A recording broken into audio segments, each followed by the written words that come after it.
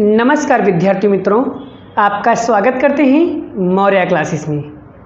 विद्यार्थी मित्रों, हमने एक न्यू चैप्टर स्टार्ट किया था, सब्जेक्ट्स सामाजिक विज्ञान, चैप्टर नंबर 10 भारत कृषि।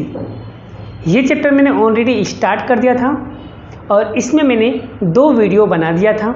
एक मैंने बनाया था इंट्रोडक्शन और दूसरा मैंने बताया था कि कृषि के प्रकार। ये मैंने डिटेल वाइज समझाया था, इस वीडियो में मैंने अच्छे से समझाया था। और अगर आप लोगों ने नहीं देखा है तो सबसे पहले जा कर के वो वाला वीडियो देख लो, जिससे आगे आने वाली वीडियो उनको परफेक्टली समझ में आ जाए।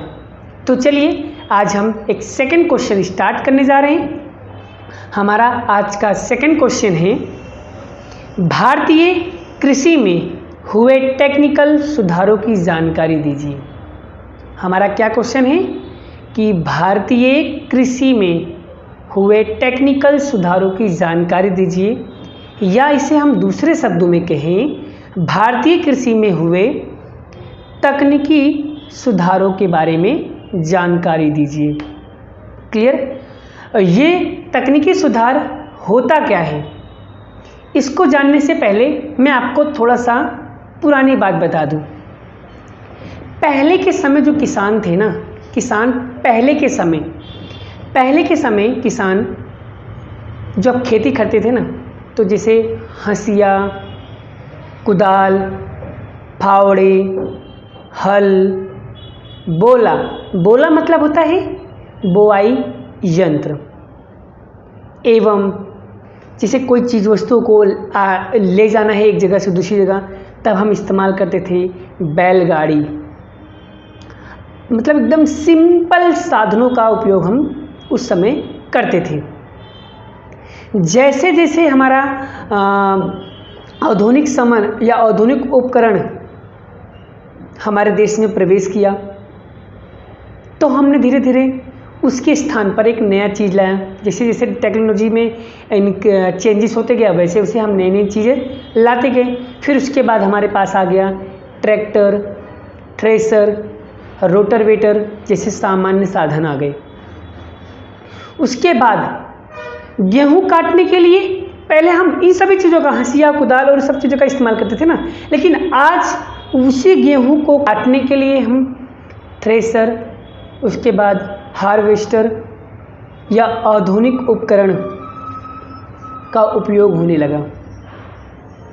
इनके सिवाय जैसे रासायनिक खाद, उन्नत किस्म की बीज, बीटी बीज मतलब होता है बायोटेक्नोलॉजी बीज। क्या मतलब होता है? बायोटेक्नोलॉजी बीज। जंतुनाशक दवाई, टपक सिंचाई, ग्रीन हाउस का उपयोग क्या होने लगा? बढ़ने लगा। तो हम बात कर रहे थे तकनीकी सुधार। तो इसके बाद टेक्नोलॉजी में कौन कौन से सुधार आए थे, हम वो सुधार लिखने वाले हैं। और आपको पेपर में कैसे लिखना है, किस तरीके से पेपर में आपको बनाना है, तो मैं आपको हर बार समझाते रहता हूँ कि आप जब भी ऐसे इसका कोई भी क्वेश्चन लिखो ना, तो आपको पॉइंट बना बना के लिखना है। कैसे बनाना है? पॉइंट बना बना के लिखना है। देखो आपके स्क्रीन पे देखो, मैं जो भी क्वेश्चन लिख रहा हूँ उसे मैं पॉइंट बना बना करके आपको समझाऊंगा, जिससे क्या होगा, आपको पता चलेगा और आप इसी तरीके से पेपर में जाके आपको लिखना होगा। तो चलिए वीडियो को शुरू करते हैं। तो सबसे पहले हम बात करते हैं भारतीय कृषि में हुए टेक्निकल सुधारों की जानकारी। हम क्या लिखेंगे? अगर ये क्वेश्चन हमारे एग्जाम में आ जाता है तो इस क्वेश्चन को हमें कैसे लिखना है और इस क्वेश्चन को हम याद कैसे करेंगे? एकदम सिंपल है। क्वेश्चन कभी भी आए ना, तो उसे एकदम सिंपल तरीके से याद करो, आपको ईजिली तरीके से याद हो जाएगा।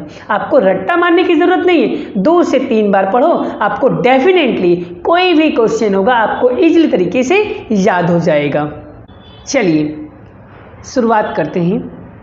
भारत में कृषि क्षेत्र में बीज, खाद और साधनों में आए परिवर्तनों को टेक्निकल सुधारों में गिना जाता है। टेक्निकल सुधारों में क्या गिना जाता है? तो 3 चीज़ें गिनी जाती हैं। कौन सी 3 चीज़ें हैं?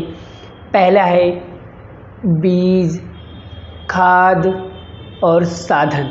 ये 3 चीज़ों में आए परिवर्तनों को हम किसके अंदर गिनते हैं?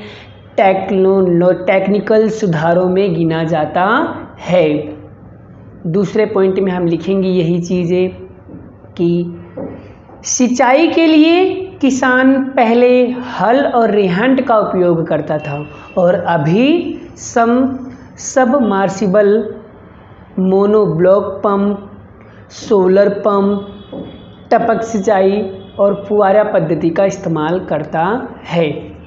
अच्छा, पहले किसान किस चीज़ का इस्तेमाल करता था? तो पहले का जो किसान था ना, वो हल और रिहंड का उपयोग करता था और अभी के समय तो नए नए टेक्नोलॉजी आ गई हैं, जैसे कि सबमर्सिबल पंप, फिर उसके बाद मोनोब्लॉक पंप, फिर सोलर पंप और टपक सिंचाई, फुहारा पद्धति का उपयोग करता है।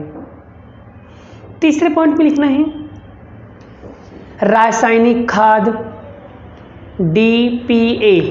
डीपीए का मतलब होता है डाई अमोनिया फास्फोरस। फिर एनपीके।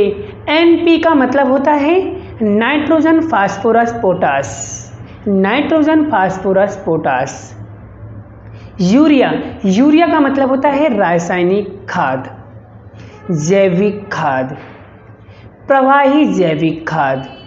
बायोटेक्स बीजों का उपयोग होता है। और किसान अपने फसलों को बचाने के लिए, अपने फसलों का रक्षा करने के लिए किसानों ने, तो किसान फसल संरक्षण के लिए जंतुनाशक दवाइयों, जैविक नियंत्रण का उपयोग करता था और उसी के द्वारा सरकार ने उन्हें नई नई चीज़ें दिया था। तो सरकार के द्वारा किसानों को क्या क्या मिला था? तो सरकार के द्वारा किसानों को रेडियो, टीवी, समाचार पत्रों, डीडी नेशनल चैनल, मोबाइल किसान पर SMS, toll free number 1800-180-155 number उन्होंने दिया था, जो टोल फ्री नंबर था। ये किसका नंबर था? ये किसान कॉल सेंटर का नंबर था। किसका नंबर था? किसान कॉल सेंटर, जिससे आप कॉल करके इजीली तरीके से आप कोई भी जानकारी, किसान की इन्फॉर्मेशन आप ले सकते हो। किसी भी किसान को अगर किसी भी चीज़ की ज़रूरत होती है तो आप सरकार को द्वारा अपील करते हो। सरकार ने एक टोल फ्री नंबर निकाला था जिसका नाम था किसान कॉल सेंटर।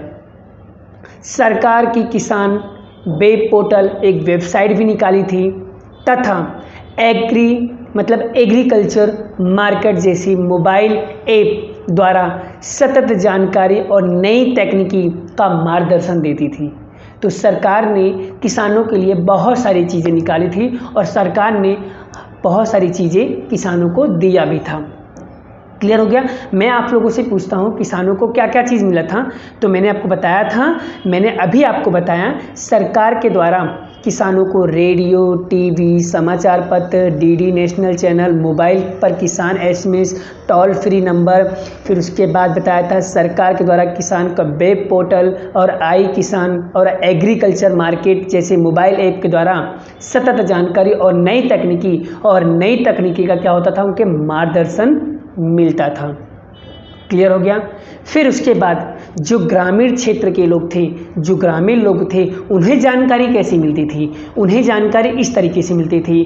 तो ग्रामीण क्षेत्रों को संशोधन और नई तकनीकी का प्रचार और प्रसार ग्राम सेवकों के द्वारा किसानों तक पहुंचाया जाता था। मतलब इन शॉर्ट, जैसे जब एडवर्टाइजमेंट किया जाता था, जब प्रचार किया जाता था, तो उसमें क्या होता था? छोटे छोटे जो किसान होते थे उन्हें वहाँ तक जानकारी उनके थ्रू मिलती थी। मतलब वहाँ के जो पंचायती होते थे, जो पंचायती जो लड़ते थे, तो जो आपने देखा होगा प्रधान, वो लोग क्या करते थे? छोटे छोटे किसानों को जानकारी पहुंचाते थे। सरकार की जो सरकार कोई भी नोटिफिकेशन, कोई भी जानकारी देती थी तो वो वहाँ के जो मेन अधिकारी होगा उन्हें हम जानकारी देते थे। उनके थ्रू हम क्या करते थे? किसानों को जानकारी प्राप्त होती थी।